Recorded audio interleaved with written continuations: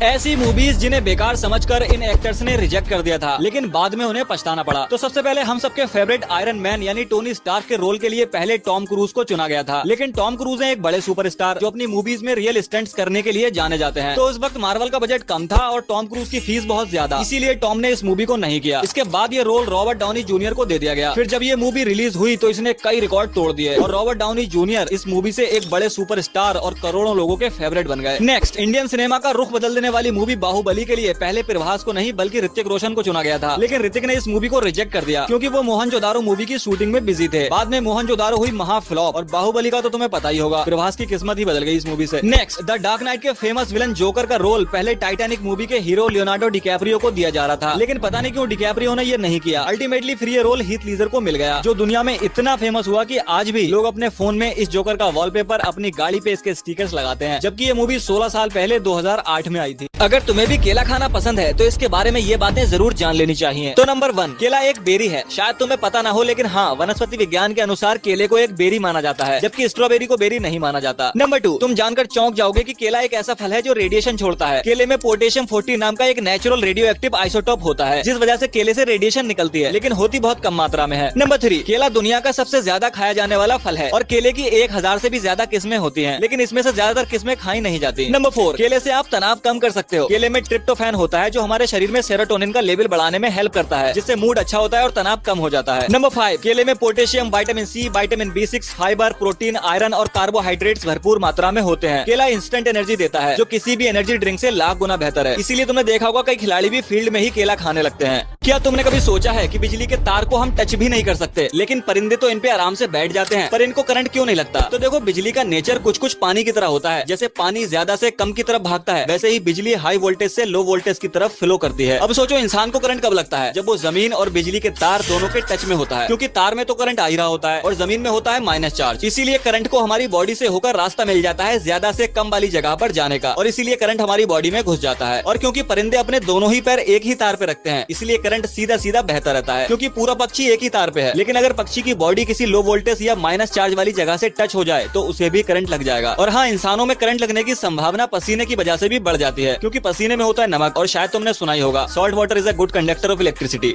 ऐसी